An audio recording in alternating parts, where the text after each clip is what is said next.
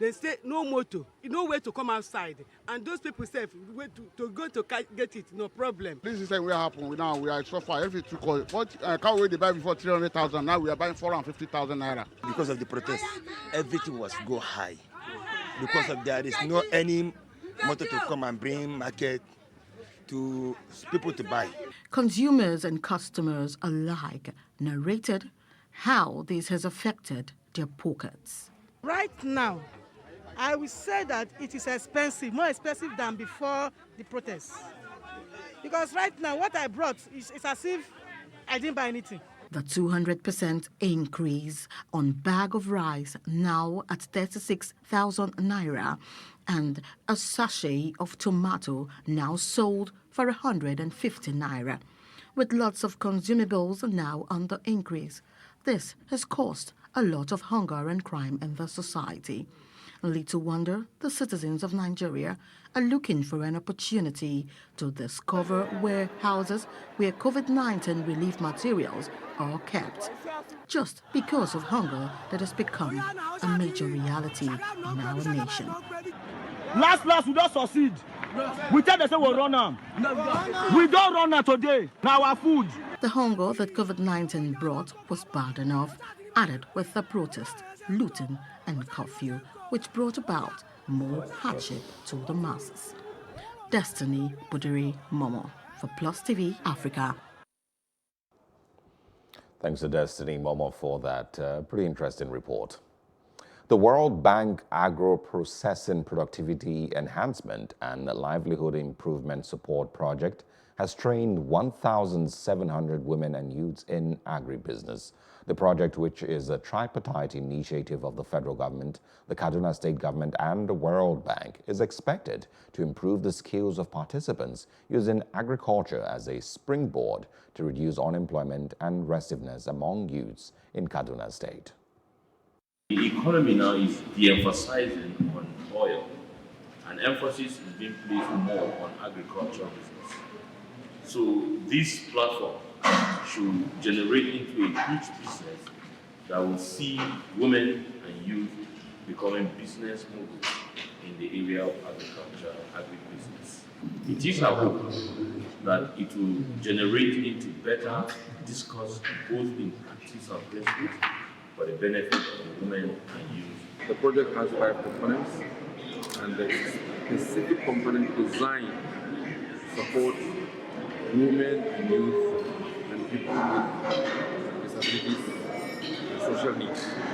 Because the project is trying to achieve significant level of social, gender, and social inclusiveness. We get to know about our modern way of agriculture, how to add more value to agriculture.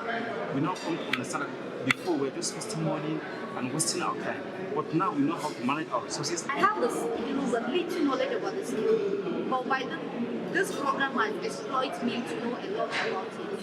And I was not having the capital to start, but this program has brought a lot of changes because I'm getting the material, I'm getting the capital, the startup.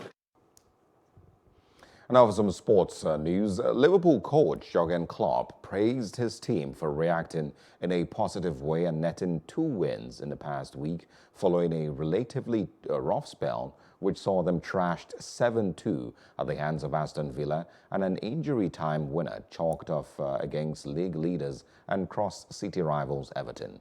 Klopp said it wasn't the best week of our lives, but praised his team for bouncing back to secure back-to-back wins against Ajax in the Champions League and Sheffield United in the Premier League.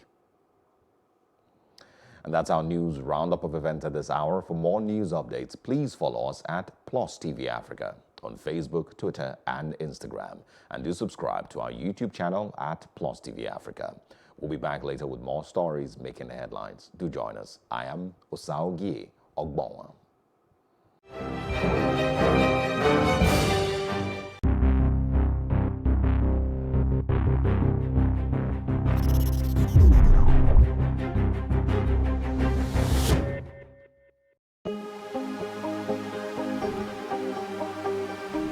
This is it for upcoming artists to blow in Nigeria.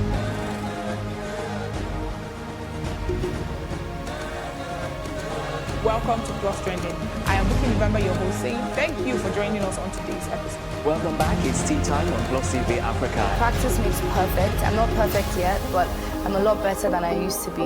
He's a king. He's entitled to marry 100 if he wants to.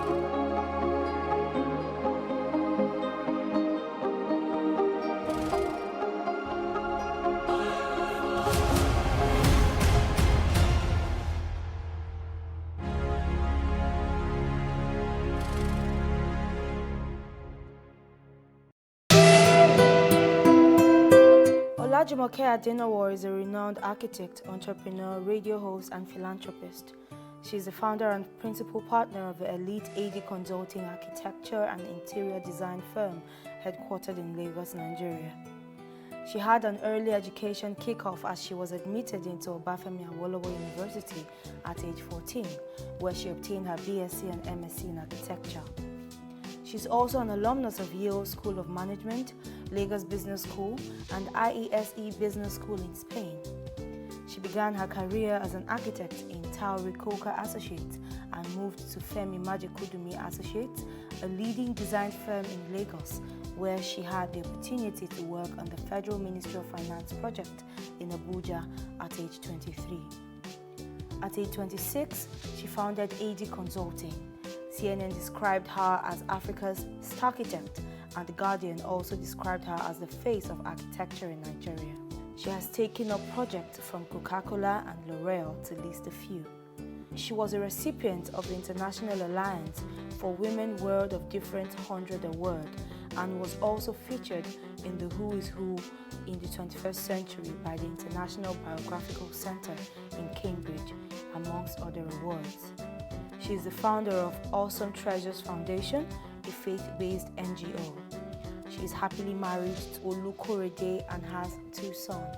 And that is the mogul in 90 seconds.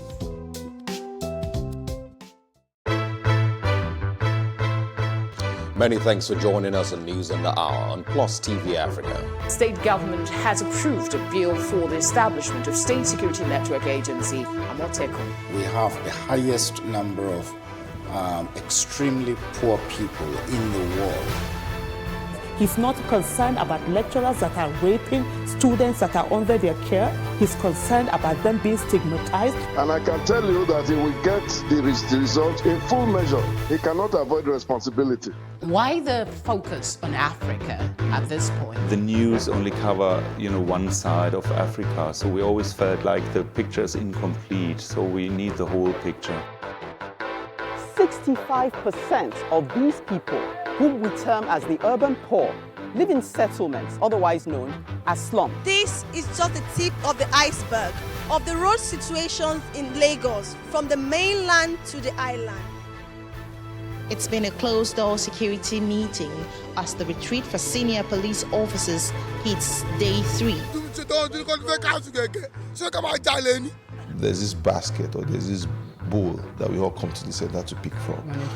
Everybody has to see Nigeria as an investment vehicle, not as a distributive mechanism. Still on the foreign scenes, Russia has flatly denied allegations that is spreading disinformation about the new coronavirus outbreak on social media. Australian Open debutant Coco Gauff defeated defending champion Naomi Osaka in 2 straight sets. Kenneth Okonkwo Kanayo and Bob Manuel Udoku have been conferred with the Veteran Actor of Nigeria Award. This is Plus TV Africa. Plus TV Africa. Plus TV Africa. Big stories live here.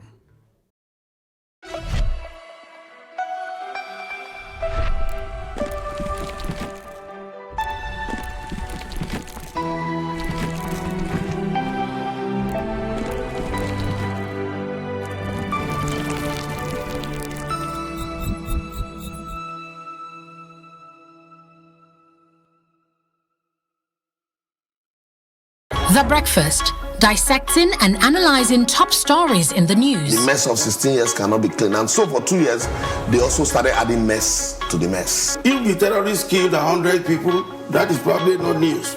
If they killed the governor, that is a big achievement. Nigerians are really upset. Labour cannot go there to discuss for the generality of Nigerians. Join the conversation online on YouTube, Facebook, Twitter, and Instagram. Send us your comments via WhatsApp on 0906 000 5719. If you have an opinion, share it with us. Plus TV Africa. Big stories live here.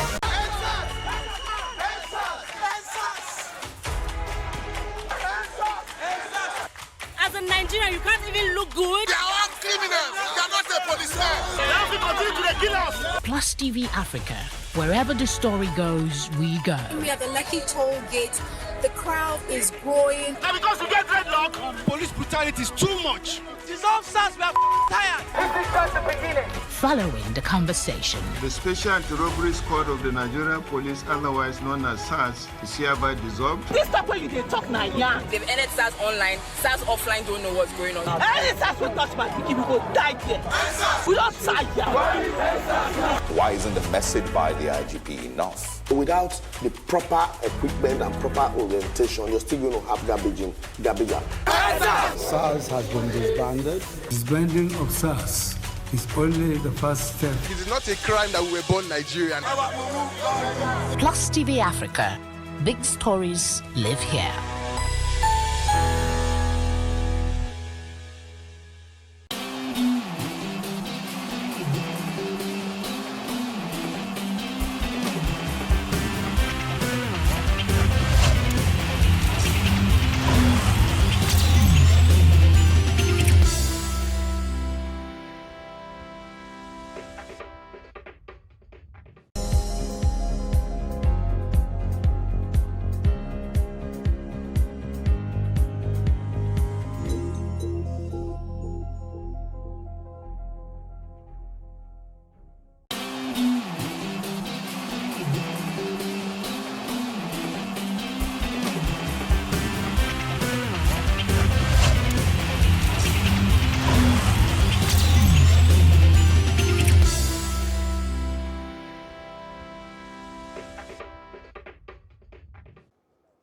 Many thanks for joining us on the show today. This is Plus Sports and Plus TV Africa. I'm Udoka and Joko bring you to you the very best of stories breaking in the world of sports. Well, it's a solo run today, and it promises to be a great show. Well, let's start off with something that broke yesterday, which was later reported as fake news. It has to do with Manchester United midfielder Paul Pogba, who on Monday, the 26th of October, denied media reports that said he quit the France national team over comments made by the country's president, Emmanuel Macron, which were perceived to be against Islam.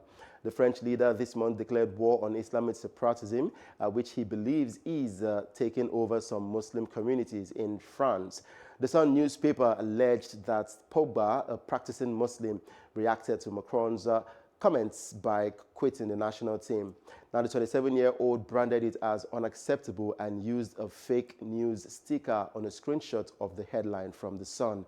The report came days after Macron paid tribute to a French history teacher who was beheaded by an Islamist radical for using cartoons of Prophet Muhammad in a class on freedom of expression for 13-year-olds. Well, Pogba has come to say that was fake news. He still plays for the French national team, and we're expecting him to still continue playing for Manchester United. And both the national team, Paul Pogba and Manchester United, are willing to sanction the Sun newspaper. We'll see what happens in coming days from that story.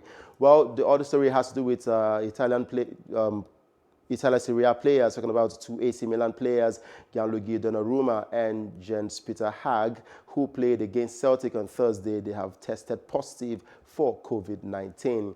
Now, the goalkeeper, Donnarumma, played the full 90 minutes at Celtic Park, while substitute winger Hag secured the 3-1 Europa League win with a late goal.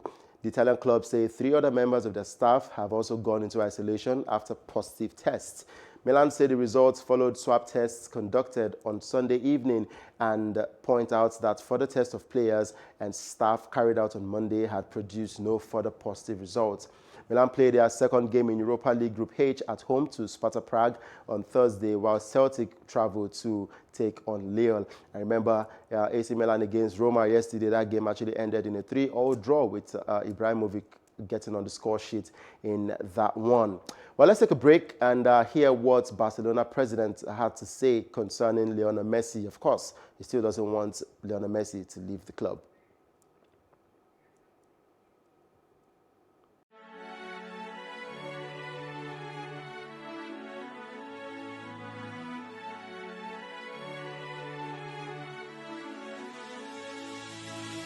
It is engagement we need to have. Those who suffer miscarriages are never taken into account. Members of the National Assembly are also influence peddlers.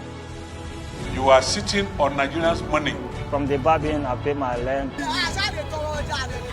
the barbing, I send my children to school. A consultative engagement. No any tangible notification before they ban us. It's one thing for people to be at your back and the heat of the moment, and another thing for them to still be with you when push comes to shove.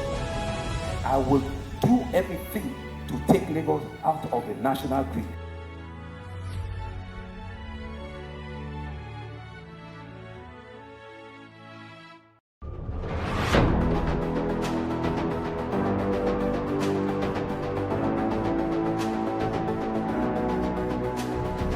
First point of accountability is asking questions.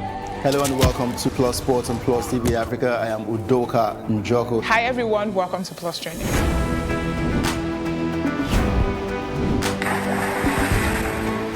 You cannot continue to recycle poverty while you're spending a lot of money on unproductive ventures. The government has to feel the impact. Honorable Commissioner, sir, welcome to the show.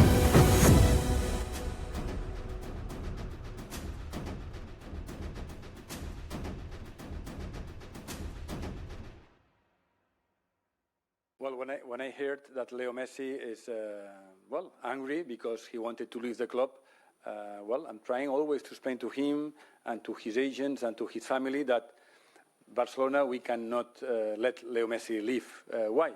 Because he's the best player of the world, and because we are starting now a new project with Ronald Koeman, with new players, where Leo Messi is the key. That's why Leo Messi, I understand that he could be angry, but we need Leo Messi in Barcelona, and I hope that in the next coming month, also Leo Messi will say, I am happy because I stay in Barcelona and I'm going to renew my contract and I'm going to finish my career in the club in the next few years. So I understand him. Yeah, welcome back. It's still Plus Sports and Plus TV Africa. And of course, you heard Bartomeu talking about the Barcelona president, talking about Lionel Messi, saying that he still doesn't want Messi to leave the club. Well, we'll see what happens next year because Messi just has a year left on his contract, and we'll see if he would get to leave that club or remain with Barcelona. Now let's go straight to Champions League games. Of course, games that will be going down later today in the big football competition, talking about the UEFA Champions League. And I'll have Adeze Michael joining me to talk about this, giving us a bit of analysis and doing a review of those games. But first, let's look at the fixtures in Group A. We'll be seeing Lokomotiv Moscow against Bayern Munich. Bayern Munich have been firing from all cylinders since the season kicked off. I mean, where they continued from where they left it last season. And Atletico Madrid will be up against Salzburg. Remember, Atletico Madrid lost to Bayern in the first fixture in the Champions League. Shakhtar Donetsk will be taking on Inter Milan. Borussia Mönchengladbach will be up against Real Madrid. Porto will be taking on Olympiacos. Marseille will be up against Manchester City. Atalanta will be up against Ajax. Liverpool will take on Midtjylland. And of course, I'll be looking at key games of those Champions League fixtures. Good to have you with us, Adeze Michael. Morning, Luca. Good to be on the show this morning. Yeah, it's been a while. We've heard your voice, and of course, I'm sure you give us brilliant analysis for the Champions League. Hello, can you hear me? Yes, I can hear you. I said it's been a while, and I'm expecting great analysis from you for the games that we're going down today in the Champions League. Okay, of course, the Champions League is back. Usually we have it every 2 weeks, but these days it looks like we're having the Champions League every week. But because of the delayed football calendar, so UEFA are trying to meet up with these fixtures. It's understandable. True. We have fixtures lined up for us today from Liverpool down to Atletico Madrid, Atalanta, and the rest of them. I think the big one you would say is should be the game involving Atletico Madrid, because it will be interesting to see how Diego Simeone will react after that humbling defeat against the Bayern Munich. So they, in terms of the European competition, they have been this traditional name. They've gotten to the final recently twice. Yeah. But, that 4-0 route is not what we expected from a side like Atletico Madrid, known for their defensive astuteness. So it will be interesting to see how they, bounce back from that defeat.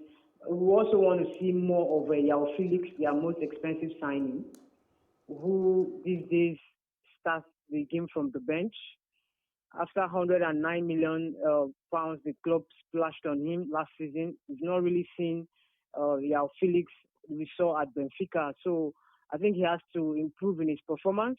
And again, Luis Suarez, who has started life at Atletico Madrid very well, he's been scoring goals for them for fun, bringing his wealth of experience to bear for this Atletico Madrid side. Of course, also life without Thomas Partey, I'm not going to say that I'm missing him, but I think Diego Simeone has other players to call to. They had to, also bring in Torreira, the former Arsenal man. There's Angel Correa, there's Saul Niguez there. Of course, in the middle of the park there. And then in the forward line, Luis Suarez I just talked about. So it's going to be an interesting game for Atletico Madrid. Maybe I think for Salzburg, they are not pushovers, if you like. Yes, they lost their key player, talking about the goal machine himself, Erling Haaland. And they, of course, they Taco Minamino to Liverpool. But you say that somehow inferior. It's no longer the Salzburg we know, but they've been fantastic in terms of their domestic fixtures. They will look to see how it happens. I think Atletico Madrid surely do have the upper hand in tonight's fixture. Because I remember Diego Simeone said the loss to Bayern Munich doesn't mean that Atletico Madrid were totally bad in that encounter. But of course, it's Bayern. And talking about Bayern against Lokomotiv Moscow, do you see another high-scoring scoreline between both sides? Wow, Bayern Munich, I call them the Bayern Juggernauts. Hansi Flick has done noble. I mean, he's done something fantastic with this Bayern Munich side. To think that this man came in as a makeshift for Kovac, the former man who didn't quite get the result that was expected. But look at how he's taken this side over 12 months now. It's just been that team that can beat anyone. Today they can say, okay, this team, we're going to score you 8. And you see them scoring 8. They decide the number of goals they score. And something fantastic about them is that everyone in that team scores goals. Apart from Robert Lewandowski, who is just on another level entirely. You see other players too coming into the party. They have Joshua Kimmich there. They have Leon Goretzka, Thomas Müller, the ageless Müller. They have sometimes you see their back defenders also popping up with some thunderbolt, talking about Benjamin Pavard. So it's a compact team. It's an organized team. They know how to play their football from the back to the middle. Everybody knows what to do. So you will look at it and say Lokomotiv Moscow should just try and maybe keep the scoreline decent because Bayern Munich are ready to run them ragged.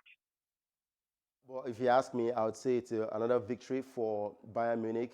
And for the game between Atletico Madrid and Salzburg, it just might end in a draw because Atletico Madrid, it's been a long time we saw them score or finish in a high-scoring scoreline in a football match. It just might end 1-0 or a draw. But let's go to Shakhtar Donetsk against Inter Milan. Inter Milan, it feels like there's too much strength, but the goals are not coming for them.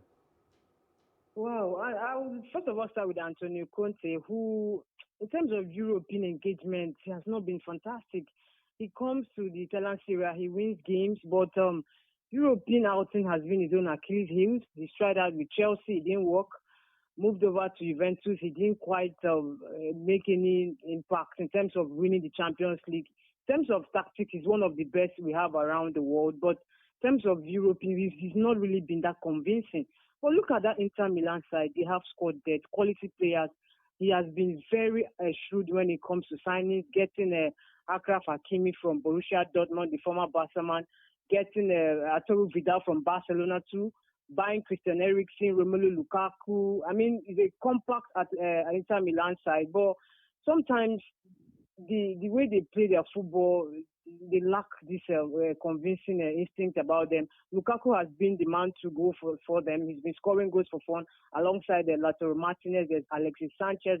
But sometimes Antonio Conte, the way he sets up his side, they don't really get to it. Okay, look at their life in Italian Serie A. They've won some, they've drawn some, not really convincing. But looking at the fixture against Shakhtar, I remember a couple of months ago they met in the Europa League semi-final. It was a 5-0 rout for Inter Milan. But today is going to be a different kettle of fish entirely because Shakhtar Donetsk, we know what they did at Bernabeu, 3-0.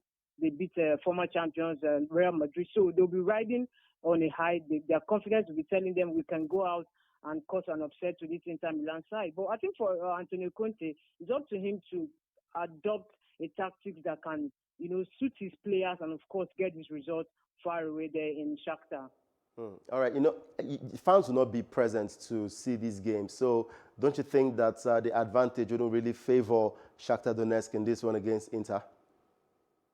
Well, I think the lack of fans in the stadium has actually made us to see different results. We see, in fact, these days there's hardly home and away. What we see these days is especially neutral grounds where visitors come and get all 3 points, score as much goals as they can. You would say the fans are being missed there, but I think Inter Milan, we need to see them raise the level of their game. We need to see them more ruthless in front of goal. They do create chances, but I expect them to go out and convert these chances. Shakhtar Donetsk and Inter Milan, if you look at it in terms of pedigree, Inter Milan do have the upper hand. But Shakhtar Donetsk will say, okay, yes, our fans are not there. We also want to put up a good performance to make the fans happy wherever they are. So I expect Shakhtar Donetsk to give Inter Milan good run for their money. And Real Madrid will be away from home. They will be taking on Borussia Mönchengladbach. Over the weekend, we saw the El Clasico, and it turned to an El Trachico for Barcelona because Real Madrid ran away victors in that one, 3-1.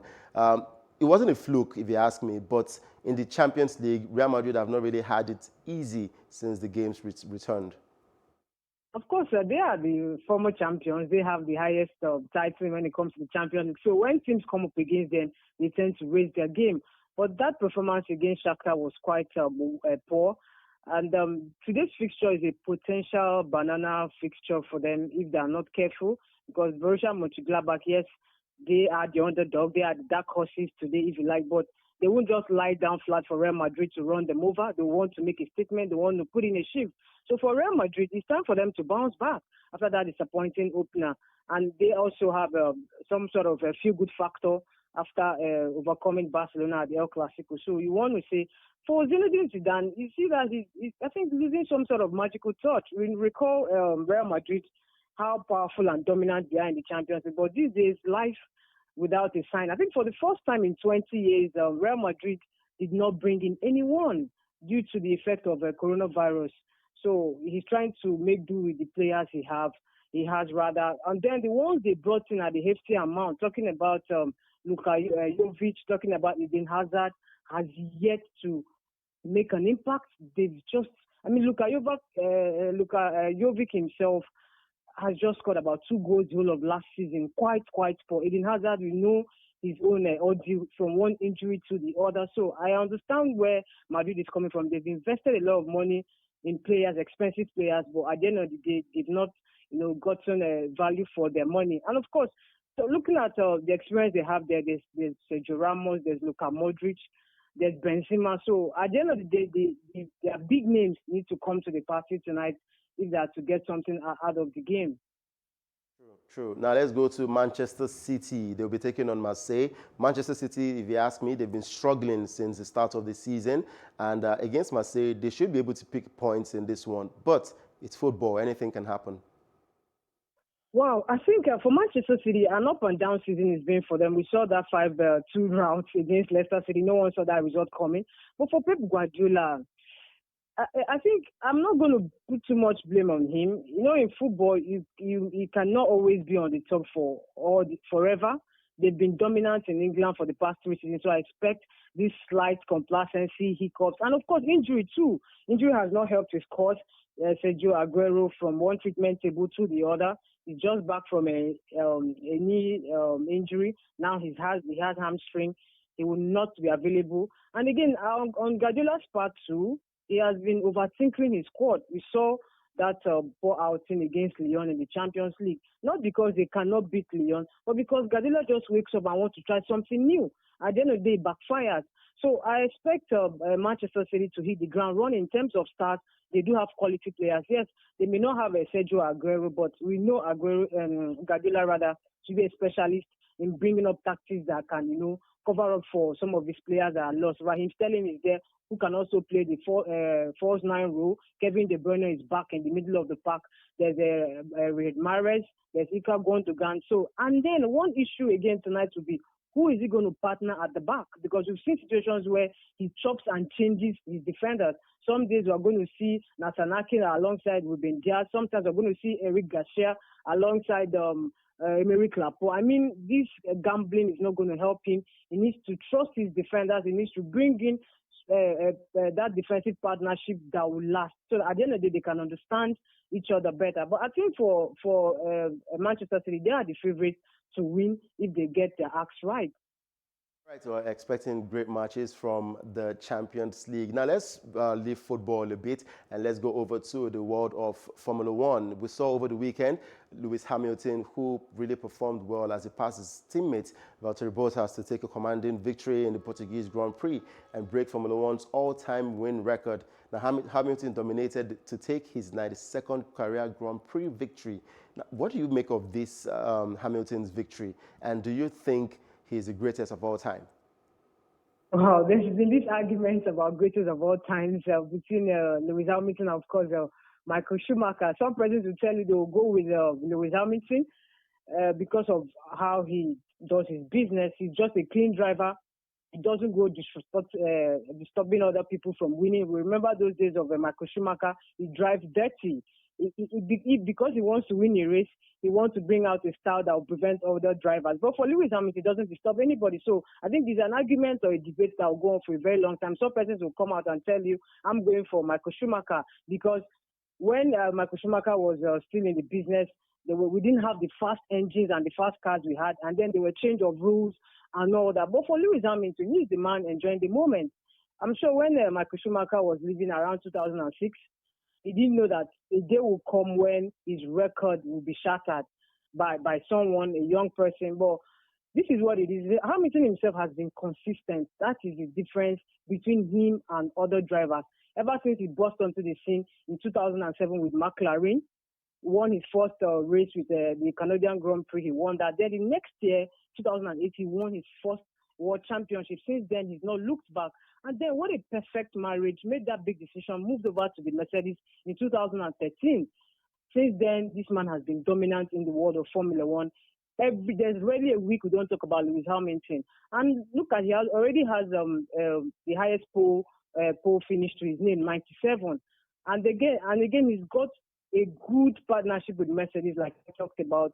There's something about being a good driver and also having a team that is spot on. Look at Mercedes. Every season, they make conscious effort to improve their engine.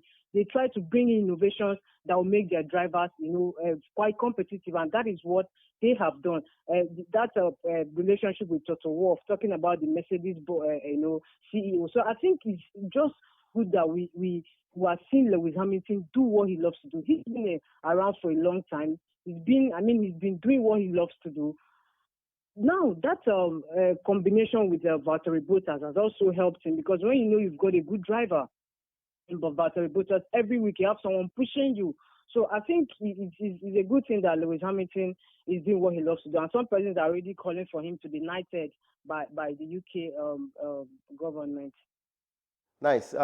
Before I let you go, do you think anytime Hamilton retires, do you think another driver will surpass Lewis Hamilton's record? Wow, I think we sat in our houses some years back when Schumacher was ruling the world of Formula One. Nobody knew that the day would come when Lewis Hamilton will shatter the record and even use up. So I think it depends on the younger drivers we have now, the likes of Charles Leclerc, likes of Max Verstappen. They are quite young.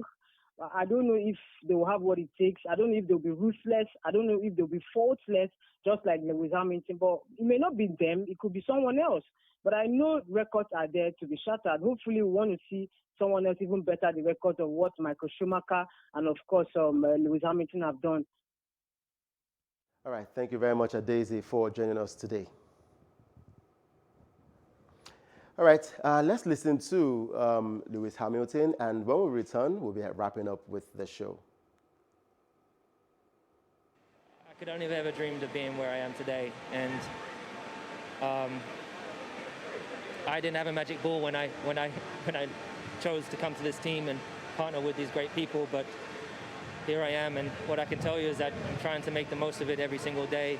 Everything that we do together, we're all rowing in the same direction, and that's really why you're seeing the success that we're having. And I've got my dad's here, which is amazing, and my stepmother Linda is here, and Roscoe, so Great performance for Lewis Hamilton at the Portuguese Grand Prix, and we'll look forward to this weekend's race, and we'll see if he can actually get to win that one again and still continue with his record-breaking career season. And for Hamilton, consistency is key. He keeps on going on and on and on, and we still wonder if the likes of Charles Leclerc can catch up with this man who has broken the record of Michael Schumacher.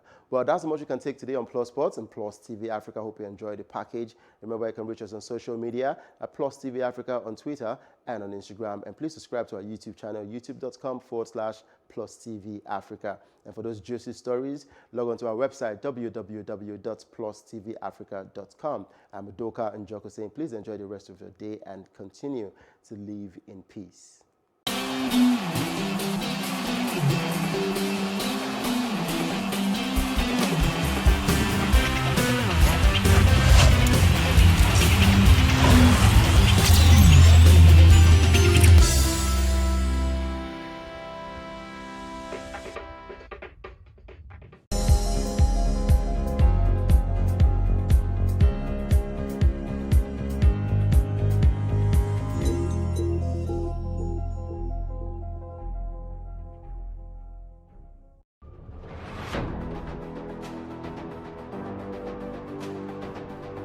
A lot of the jobs that exist today will not exist in the next 10 years. 10 years. When I see people today shouting, we're not too young to run, we are ready to run. Ready to run to where? The people of excellence are, to a certain extent, being held ransom by idiots and bandits. Once you are in government, you believe everything you do is right. And once you are in opposition, everything the government does is wrong. And so it's time for us to take over power.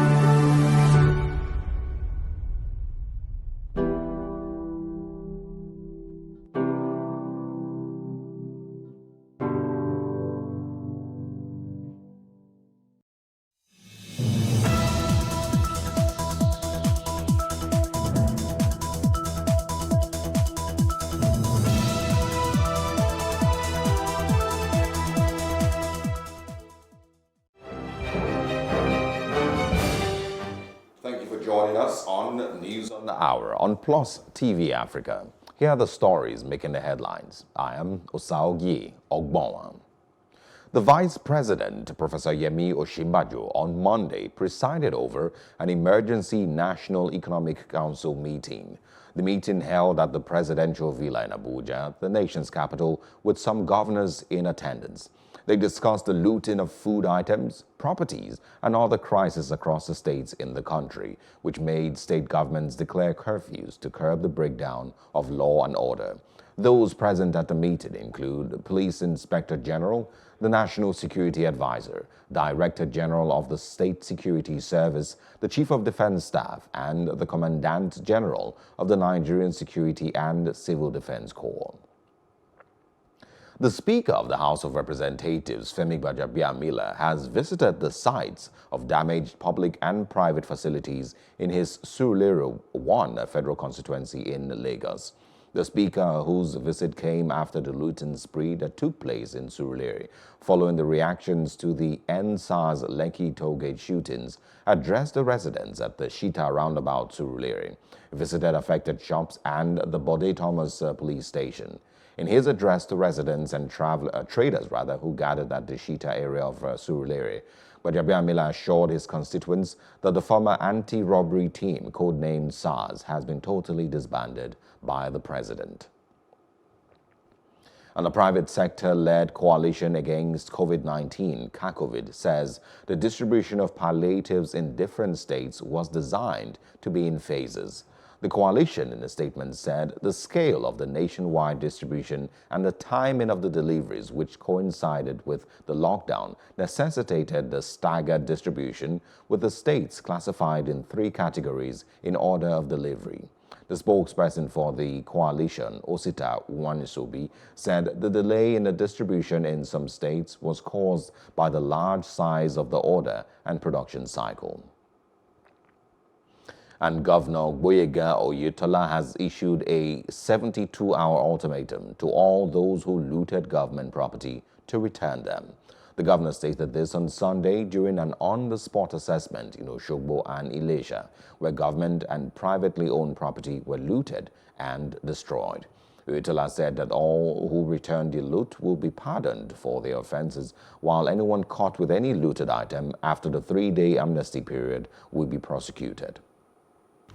If you see somebody who has spent his own money to create jobs for our people, and we now have this kind of huge loss coming from people that are supposed to benefit from this establishment, it's very unfortunate. But let me say this, those people that participated in this looting will be fished out. The machines have serial numbers. So I would just implore them to return those machines. So far, the raw materials and everything, the finished product is over 100 and something million. So that is so far we can quantify. So the government did not dictate to us how we are to distribute. And we, on our own, we decided to distribute in August, but the National Cargo Bit said, no, we should wait, they will come and flag off. Damages done to these 2 offices is devastating, and it calls for question. Why is it that all these democratic structures that are defending democracy in this country have been attacked? If you remove democracies, with what do you want to replace it? It's anarchy. This is too bad.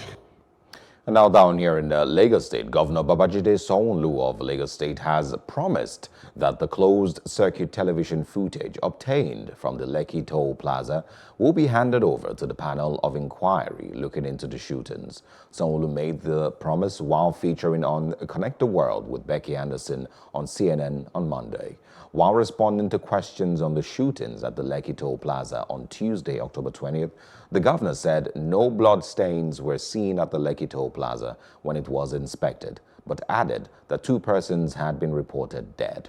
When asked if it was soldiers that perpetrated the act, the governor said footage showed that soldiers indeed carried out the shooting. And when asked if the soldiers would be brought to justice, Governor Sanwo-Olu said he would do everything within his power to ensure that those found culpable were punished. When probed further, the governor explained that he was not the commander-in-chief and all he could do was to forward his recommendations to the appropriate authorities. And we have in the studio with us Mr. Chris Wandu, publisher of CKN News, to look at the discoveries made by the former Lagos State Governor, Babatunde Fashola. Thank you so much for joining us and for stepping in. Thank you very much. Let's start with, the discovery of a camera by the minister and, of course, former Lagos State Governor, Babatunde Fashola.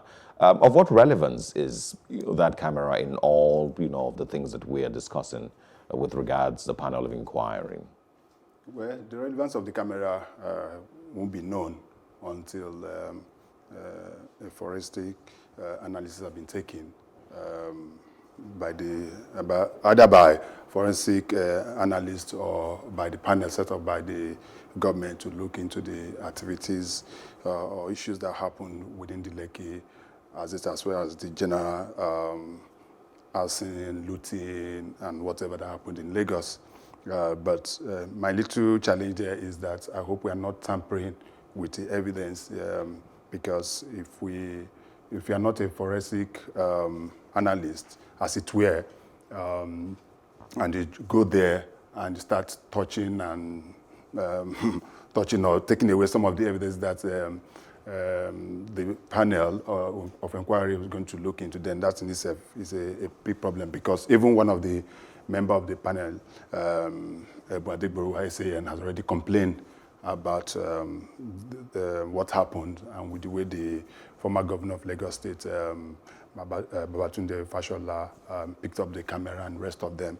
And some questions have been raised, especially within social media circle, that how come the camera has been there all this while and it was just the former governor that came and just picked it up and rest. So that is better. We should be able to wait and see what the analysis as it were, and see whether anything can be, we can get anything out of the camera. But don't forget that there has also been issues as to some of the cameras that were also removed prior to the shooting and the rest.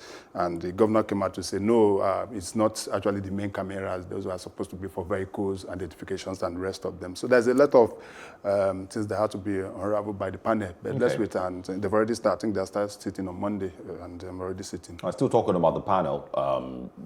As a journalist, and of course, as someone who's also looking for truth and accountability and openness, with the inquiry, do you subscribe to a live broadcast of the sit-ins and of the deliberations of this panel of inquiry? Yeah, well, to a large extent, I will. But don't also forget that live broadcast has its challenges, cost implications for the TV stations and likes, and also some people also wouldn't like to come forward to give evidences when when it's on live TV, if you understand what I mean. So some people would rather prefer to come over and give their evidences without necessary public views and rest of them. And if it now goes into live broadcast, some people will just withdraw. And what the panel should be more interested in making sure that as many people as possible that have enough evidence can come forward and put those evidence before them so that it can be investigated. Don't also forget that we already had some challenges in some of the evidence that we are provided. The one that was done by a DJ that caused a lot of uproar around denial and rest of them. And even the NBC had to come out yesterday to now start sanctioning some stations from broadcasting certain contents and the rest of them. So share your thoughts also on that, the NBC and its sanctions to certain TV stations. Personally, that is not the way to go. That is not the way to go. You that are talking about the footage is not being verified. Did you verify yourself? NBC, did they verify that information? Even on international platforms, as a journalist, I know that even on CNN and other network, when they are showing some stuff, they will say that they cannot authenticate. You understand? Yes, that particular video, but they are showing it. That is what happens across the globe. BBC, CNN, Al Jazeera, and the rest of them. They will tell you that this footage it has not been authenticated, but this is what we got. So that is also what most of these TV stations have. So the way about it, the NBC should be commending the broadcast stations for the wonderful job they did because it was part of their social responsibilities in giving people the right information.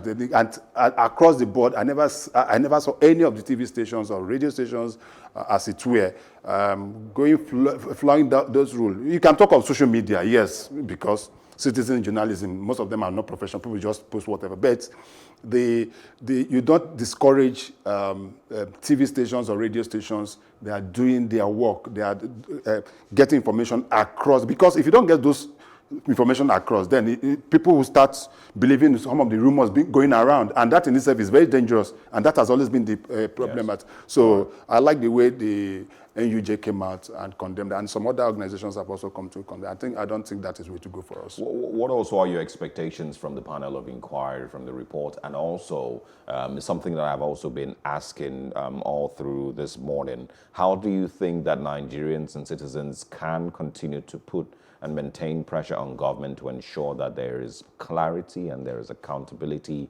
and the whole process of the judicial panel of inquiry is seamless and the truth can be unraveled? You know, the initial mandate of the panel was to look at the remote causes of the protests and the destruction of goods and services, whichever we put at it, buildings and the likes. Then it was in the course of inauguration that the shooting now happened, and that was now embedded. For me, the number one thing Nigerians want to know is the truth. Who are those behind that shooting? Because it was that shooting itself that aggravated before, people were still protesting and the rest of it. But after the night of the shooting, then the looting and destruction of properties, lives and properties started. So we want to know for sure those that gave the command for that shooting. And the governor said it on CNN yesterday that, yes, that it was the military. But that is just the governor. Now we want to get to the root. Who are the personnel involved? And unfortunately, the governor also stated that his hands are tied, sort of, because he cannot take any decision on issue that has to do with the military and the rest of them. He can only pass his finding to the appropriate authorities, and the way and manner the military authorities have been talking, I don't know whether we'll be able to get, if you understand what I'm saying. Yeah, but how can citizens ensure that they continue to put pressure on government? Is it, in what ways? We shouldn't just sweep this under the carpet. This for me is a wake-up call for government and the citizens. For me, what we've just had was just a yellow card.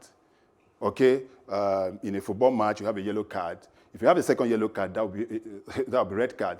I don't want us to get to to a situation where we get to the red card and this will now escalate. The people have taken a retreat. The NSAS main agitators have also taken a retreat. What I feel now is that the government should be able to look at all the demands of the initial, those that initiated, not the looters and the rest of them, yes. Those that initiated the program, the NSAS program. What are their basic demands? Are we looking at them? And we should be able to put a time frame to it so that we don't have a repeat. Because if it does not happen, yes, the SAT have been disbanded. We are coming up with SWAT. After that, what happens? The issue of hunger is still there, staring us on the faces. The issue of distribution of palliatives is still there, although most of them have been looted. Some of the promises made by government are still there. So all this will be holistically looked at so that at the end of it all, we can come out with a resolve to make sure that we don't have a repeat, because there is hunger in the land, and the hungry man is an angry man. Chris Wandu, thank you so much for stepping in and for sharing your thoughts. Thank you very much for having me. Thank you very much. Now moving on to stories from other parts of Africa, Mali's transitional prime minister said he was open to talks with Islamist militants whose insurgency has made the country ungovernable. But former colonial power France signaled opposition to the idea. Ousted former President Ibrahim Boubacar Keïta said earlier this year that his government was prepared to negotiate with al-Qaeda-linked militants. National talks in the aftermath of the August coup that overthrew Keïta endorsed that policy. No formal negotiations have yet taken place, and Malian politics was disrupted by mass protests against Keïta and then the August 18th military coup. And the military leader of Sudan's ruling council sought to defend a U.S.-backed agreement to establish relations with Israel, saying the deal was yet to be concluded and could benefit Sudan as it struggles with a profound economic crisis. In his first public comments on the deal, Abdel Fattah al-Burhan said he had consulted the Prime Minister and most political forces before the agreement was announced in a call with U.S. President Donald Trump and Israeli Prime Minister Benjamin Netanyahu. The move is controversial in Sudan, once a staunch enemy of Israel, and has stirred opposition for some prominent political factions. And moving outside Africa now, the U.S. Senate has confirmed Justice Amy Coney Barrett to the Supreme Court in a victory for President Donald Trump a week before the general election. President Trump's fellow Republicans voted 52-48 to approve the judge, overcoming the unified opposition of Democrats. The 48-year-old took the oath of office at the White House alongside President Trump. Her appointment seals for the foreseeable future a 6-3 conservative majority at the top U.S. judicial body. Irony, indeed. Think about how many times our Democratic friends have said, been berating President Trump for allegedly refusing to accept legitimate outcomes he does not like. How many times have we heard that? President Trump won't accept outcomes he does not like. And I want to be very clear with my Republican colleagues. You may win this vote, and Amy Coney Barrett may become the next Associate Justice of the Supreme Court. But you will never, never get your credibility back. You may win this vote, but in the process, you will speed the precipitous decline of faith in our institution, our politics, the Senate, and the Supreme Court. You're still watching News on the Hour on Plus TV Africa. And now for some business stories. The Nigerian National Petroleum Corporation, NNPC, has cautioned motorists not to engage in panic buying of premium motor spirit, PMS, also known as petrol. Assuring of normalcy in the supply of petroleum products, Dr. Kenny Obateru, the Group General Manager, Group Public Affairs Division, who's disclosed this to the news agency of Nigeria in Abuja on Monday, added that the long queues currently being experienced were due to the curfew imposed in some states over the End SARS protest. Obateru said that the curfew affected the free movement of vehicles for the supply of PMS. And prices of commodities have increased in the market as a result of the End SARS protest. Our correspondent Destiny Momo has this report. As a result of the protest, which lasted for 2 weeks and with violent attacks, prices of commodities have gone high. And citizens complain of a high price attached to commodities. And a visit to the new market in Oniru, Lekki Phase 1, revealed this sharp change in prices. We are live at Oniru Market in Lekki Phase 1 to find out, after the protest, what is happening in the Nigerian market as the prices of foodstuff and every other thing and commodity in the market has skyrocketed. We came to find out how will the consumers survive this period. This one now, before we say 200, now it's 500 because of the situation of Nigeria. This pepper before na 100 naira, now na 500. Before this fish na 200, but now it's 350 naira. They say no motor, no way to come outside, and those people say to go to get it, no problem. This is what will happen. Now we are so far every 2 calls. What cow they buy before 300,000, now we are buying 450,000 naira. Because of the protest, everything was go high. Because of there is no any motor to come and bring market to people to buy. Consumers and customers alike narrated how this has affected their pockets. Right now, I will say that it is expensive, more expensive than before the protest. Because right now, what I brought is as if I didn't buy anything. The 200% increase on bag of rice, now at 36,000 naira, and a sachet of tomato now sold for 150 naira, with lots of consumables now on the increase. This has caused a lot of hunger and crime in the society. Little wonder the citizens of Nigeria are looking for an opportunity to discover warehouses where COVID-19 relief materials are kept, just because of hunger that has become a major reality in our nation. Last, we don't succeed. We tell them say we'll run them. We don't run them today. Now our food. The hunger that COVID-19 brought was bad enough, added with the protest, looting and curfew, which brought about more hardship to the masses. Destiny Budiri Momo for Plus TV Africa. Thanks to Destiny Momo for that pretty interesting report. The World Bank Agro-Processing Productivity Enhancement and Livelihood Improvement Support Project has trained 1,700 women and youths in agribusiness. The project, which is a tripartite initiative of the federal government, the Kaduna State government, and the World Bank, is expected to improve the skills of participants using agriculture as a springboard to reduce unemployment and restiveness among youths in Kaduna State. The economy now is de-emphasizing on oil, and emphasis is being placed more on agricultural business. So this platform should generate into a huge business that will see women and youth becoming business moguls in the area of agriculture and agribusiness.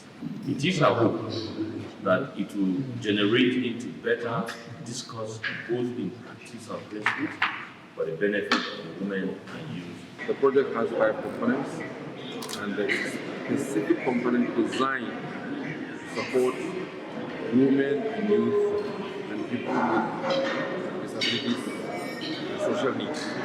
Because the project is trying to achieve a significant level of social, gender, and social inclusiveness. We get to know about our modern way of agriculture, how to add more value to agriculture. We now come to understand that before we were just wasting money and wasting our time, but now we know how to manage our resources. I have the skills, a little knowledge about the skill, but by this program has exploited me to know a lot about it. And I was not having the capital to start, but this program has brought a lot of changes because I'm getting the material, I'm getting the capital, the startup. And now for some sports news. Liverpool coach Jurgen Klopp praised his team for reacting in a positive way and netting 2 wins in the past week following a relatively rough spell which saw them trashed 7-2 at the hands of Aston Villa and an injury time winner chalked off against league leaders and cross-city rivals Everton. Klopp said it wasn't the best week of our lives, but praised his team for bouncing back to secure back-to-back wins against Ajax in the Champions League and Sheffield United in the Premier League. The best week of our lives, let me say like this. It started with a really good football game with some things which we obviously didn't like and which don't help.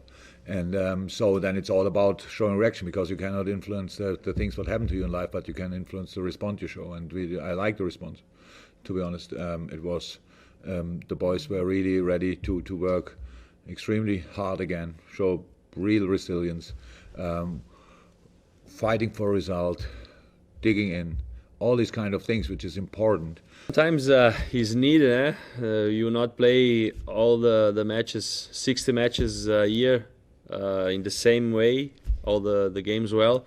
Sometimes you need a little bit of lucky, and lucky comes with hard work, comes together. I believe on that, and we are doing our hard work.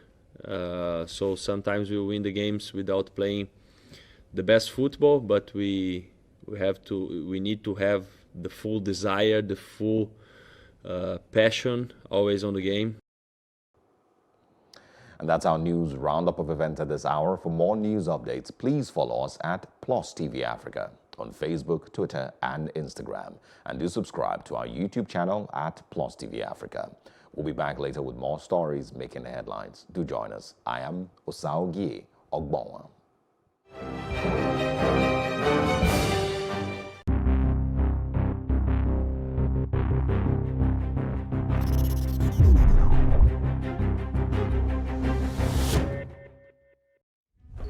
are going beyond NSAS.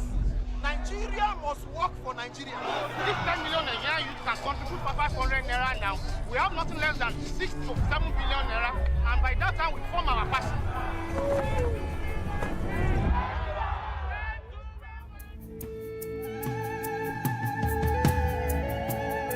No Nigerian is more Nigerian than any Nigerian. It's right time for we to stand up and take our future back. This is a battle we are winning. We are winning Wherever we stand in this country, we stand in the citizens of the Federal Republic of Nigeria. We are not to be intimidated. We want a Nigerian society where the child of it can be without doing any. Without doing any.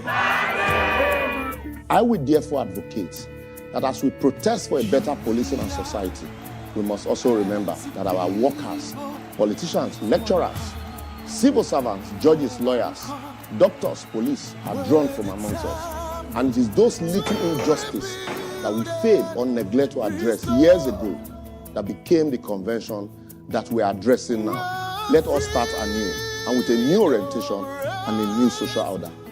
If government treats everyone as a stakeholder in the Nigerian project, and we collectively see ourselves as such, and all do our little bit, whether anybody is watching or not, we would have reduced the SARS in our life without having to change the name from SARS to SWAT.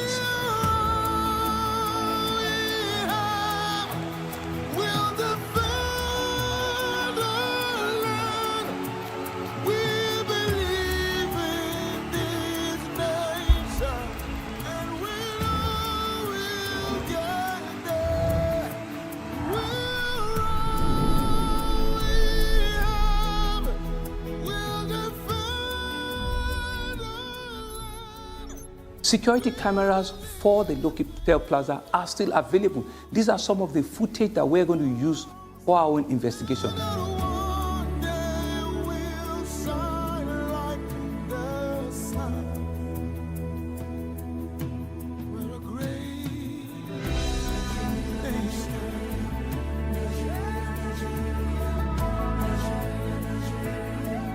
I will not stop at anything to ensure that I continue to apologize to everyone, to all of us, on this line that we find ourselves.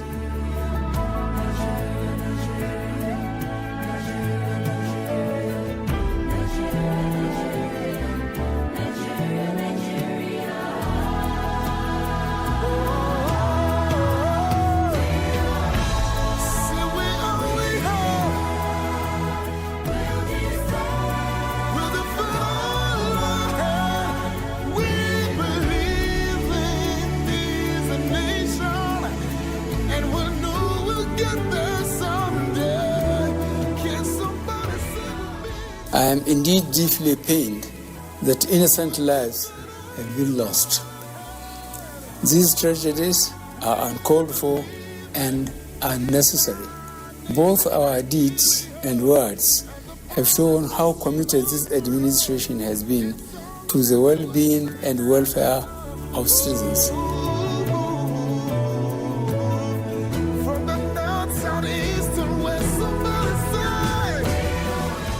I would like to appeal to protesters to note and take advantage of the various well-thought-out initiatives of this administration designed to make their lives better and more meaningful. Your voice has been heard, loud and clear, and we are responding.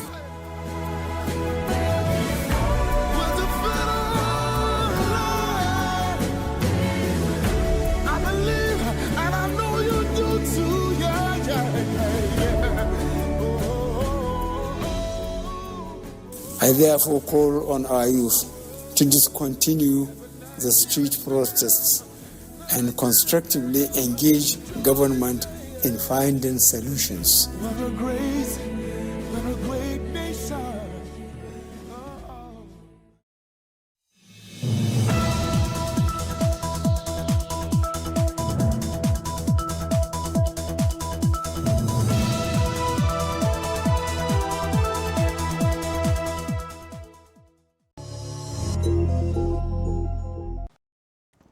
Hello and welcome to Tea Time on Plus TV Africa, where we discuss entertainment and lifestyle stories. I am Elsie Godwin.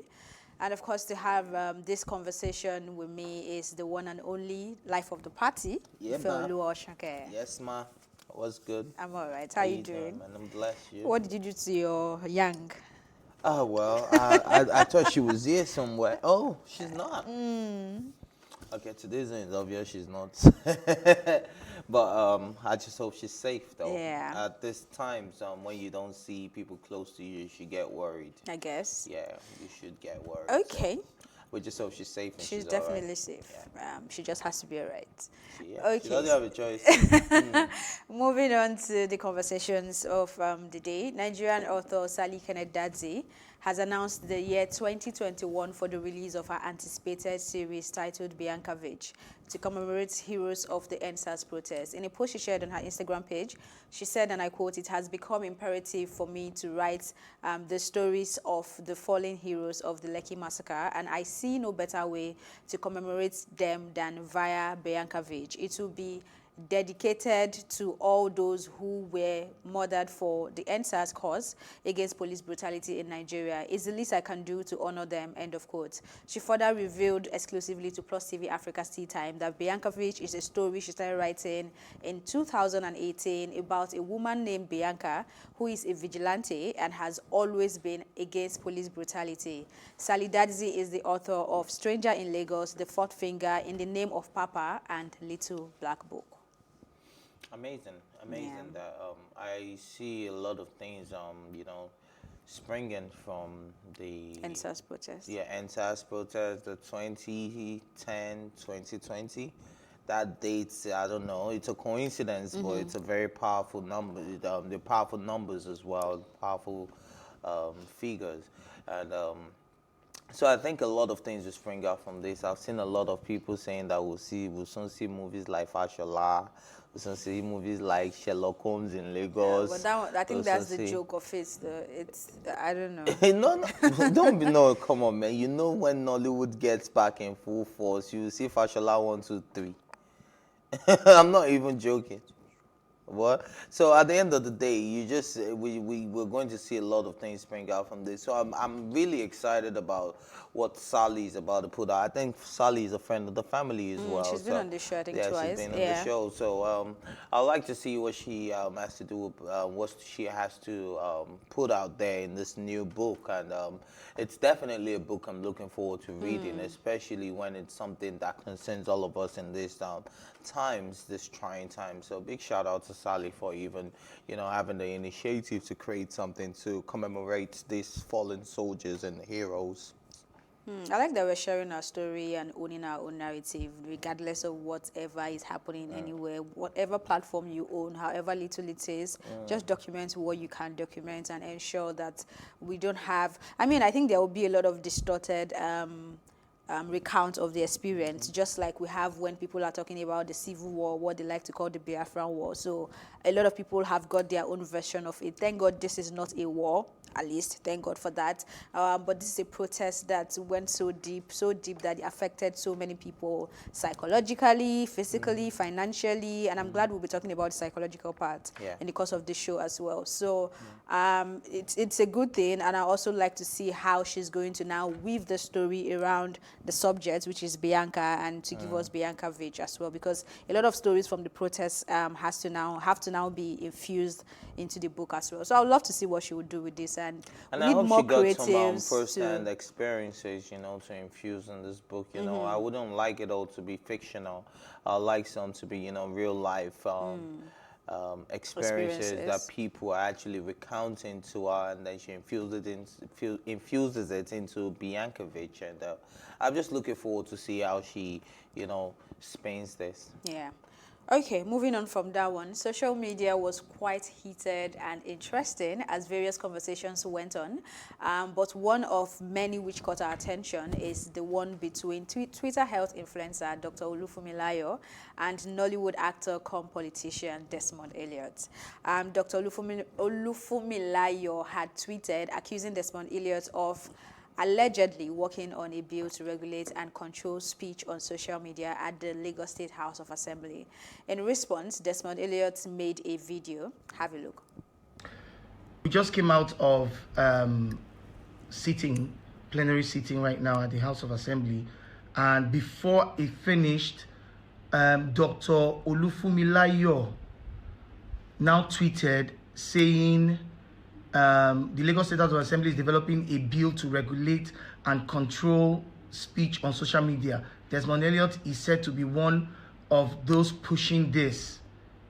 So the plan is to deny the Lekki massacre and then start arresting anyone.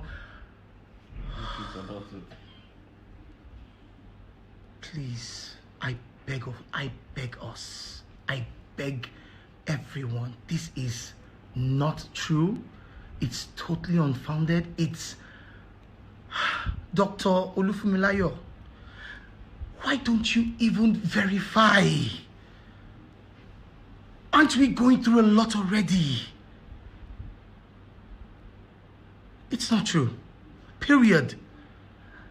No state house of assembly, no state house, not one, has the jurisdiction to even deliberate on to pass anything, bill or anything. It's not possible.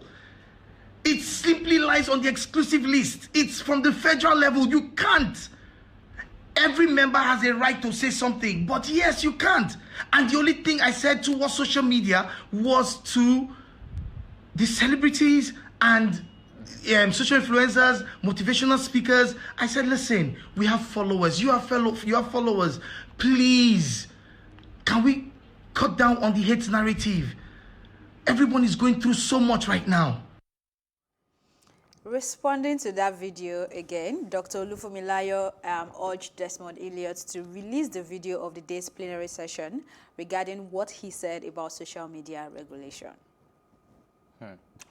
All right, so basically for me, I think, first of all, it has to do with a lot of dissemination of information to the society at large, especially when it comes to transparency of these meetings that they have and when they're trying to pass bills. Like he said, he has corrected Dr. Olufumilayo, saying that, look, it's from the federal level, it's from the exclusive list.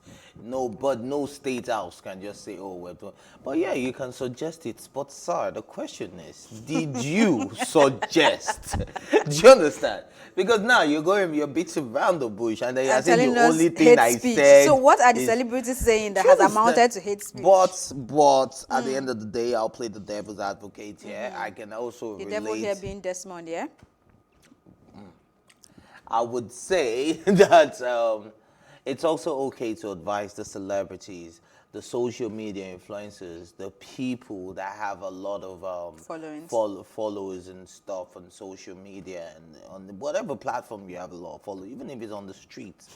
Verify your information. Don't just go out there using your platform that has millions of followers. And just remember that most of your followers cannot fact check. Some of them, like in Naira Marley, let me use a Naira Marley, he said 90% of my followers are not on Twitter. So imagine a Naira Marley comes out there.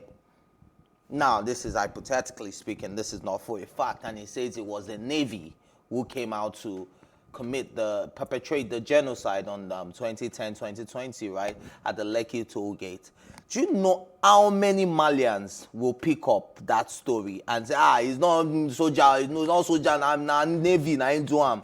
They've changed the narrative completely because of Naira Marley put it out there. And that will stick for a lot of people, It will even stick for when a lot you of try people. to correct it. Even when you try to put it out there, some people will say, nah, lie, Naira Marley say, nah, Navy. Do you understand? So I think it's interestingly, even if he comes out to correct it, they will say, they don't force him. They don't force them. They won't even believe it. Do you understand? They don't force him. So I think it's a valid point that Honorable Desmond was making when he said that you don't like the honorable title. Honorable Desmond. Why you? Okay, so yeah, it is valid, like you have said. But I also, But I my also question was really still want the- him to release a video of that session. At Exactly. least there is a video, and Right. I don't believe there is no video. Or maybe they need agents, to find the hidden camera again. But at least there is a video, right? So it would be nice for him to put that out But there. it's not the first time we're seeing people get I think taken this is out not the of first time context. he's also being accused of supporting the bill. And I think I know where he's coming from, because when you think of social media and think of what comes with it regarding fake news and what a tweet can actually do, then you also are forced to acknowledge the dangers of social media as well. But in this context and discussing it regarding NSAS and Lekki Tollgate incidents and everything, it becomes really sensitive, and a lot of people feel like bringing that kind of conversation in now will be stifling their own voice and trying to sweep some things under the carpet.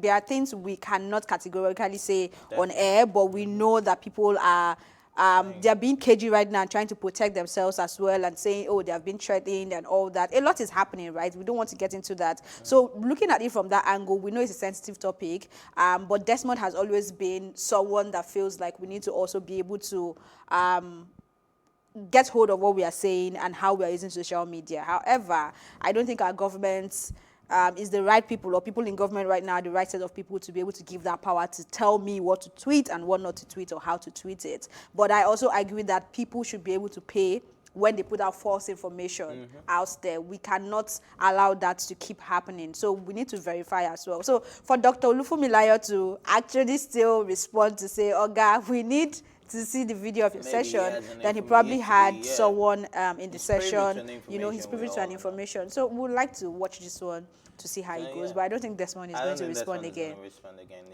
But if he doesn't respond, then he has lost you. It's not about losing, but it's about taking away what is necessary and putting aside what is not. So what is necessary in this context is are we going to be advising the celebrities, which I agree with, but what is not necessary is saying that you want to control my social media will come for you. So what is which celebrity right now would you say have put something out there that can be classified as hate speech? I've seen some celebrities outrightly accuse people innocent until proven guilty. They've called out names. They've said this person is behind the Lekki Toll shooting. They've called names. Do you understand? And until it is proven that this person, you as a celebrity cannot come out there and just be calling names of people that you are not even sure about yourself. It's hearsay to hearsay. So why are you coming out to tell me that this person... I still don't know who called the shooting, who called for the genocide. I still don't know who ordered the military men to go to the toll gate. But based on constitution and what we know, only one person has got that Only power. one person. But even the one person that has the power, the commander-in-chief is not even the one being called. If we want to be honest. He's not the one being called for authorizing the shooting. Somebody else in Lagos State. Okay, it's time for a quick break. But when we come back, we definitely have more to discuss.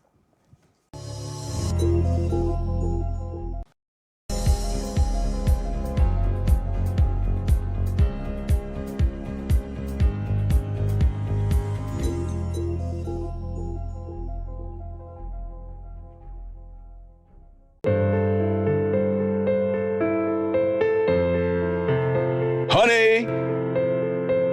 Daddy, please, can I go out with you and Mommy tonight? Sure thing, sweetie. Get your shoes and we go.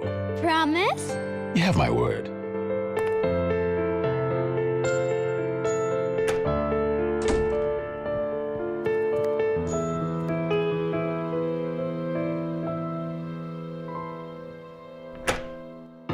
Daddy! You know I wouldn't leave without you, my princess. Stay safe. Maintain social distance. We are Fidelity. We keep our word.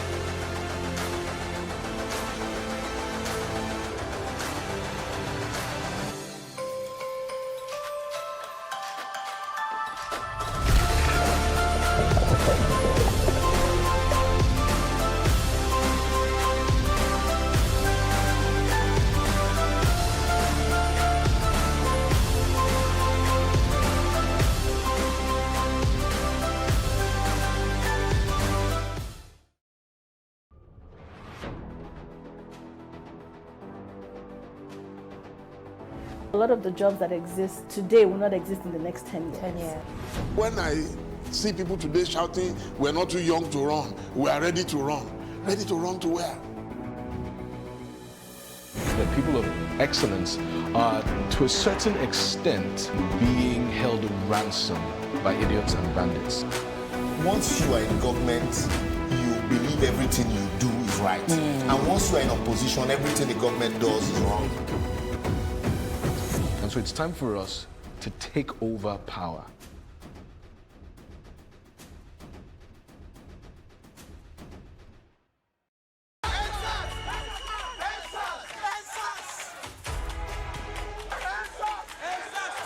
As a Nigerian, you can't even look good. They are all criminals. They are not the policemen. Now we continue to kill us. Plus TV Africa. Wherever the story goes, we go. We are the Lucky Toll Gate.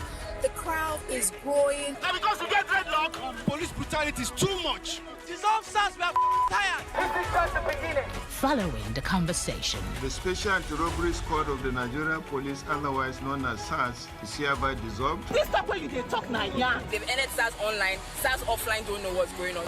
Any SARS will touch my pikin, we go die there. We don't tie here. Why isn't the message by the IGP enough? Without the proper equipment and proper orientation, you're still going to have garbage in, garbage out. SARS has been disbanded. Disbanding of SARS is only the first step. It is not a crime that we were born Nigerian. Plus TV Africa. Big stories live here.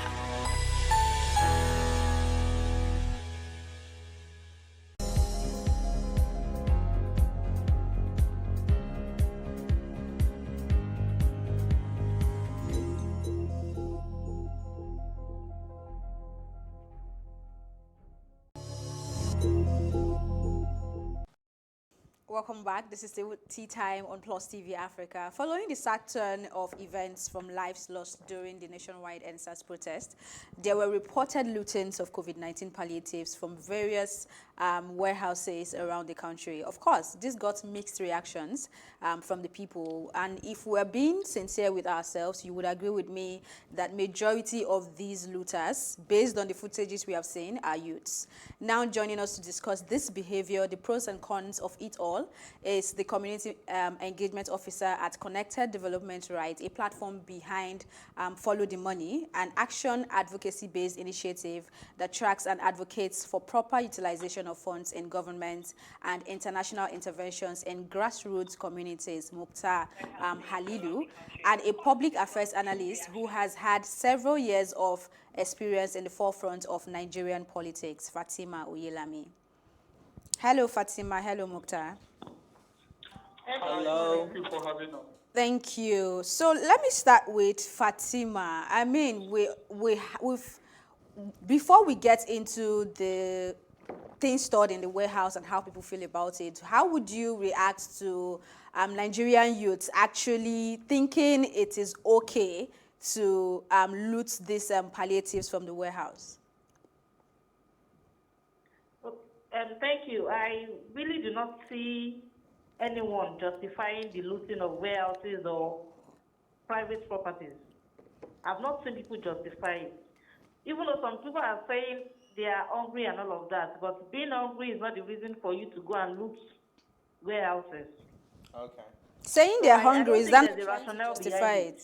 I don't think there's a rationale behind it. All right, sorry. I have to come to you again, Fatima. In as much as we cannot justify this looting and stuff, but can we also justify this palliative being kept away from the people? How can we justify that? Because this is a public affair matter, and you're a public affair analyst, so I think you're in the best position to answer that question. See, I also do not see reason why anybody, maybe government or private individual or maybe COVID or something could add COVID palliatives. Okay, let me come to... They are meant to be shared, and it should be done immediately. Mukhtar. Not that you keep something in the warehouse and then you expect that maybe when Nigerians are hungry or maybe when it's time for your election, or maybe when it's time for your birthday, that's when you want people to... I like the birthday part. Mukhtar, so I like that she has mentioned the birthday part. So we've seen various excuses or reasons as to why these palliatives are still in the warehouse. One of which is, of course, the man saying he was going to share it on his birthday. Another is that they just received, I think this one is from Lagos State, they just received the palliative from Kakovid on 22nd of September. And NSAS has also been a reason why they have not been able to share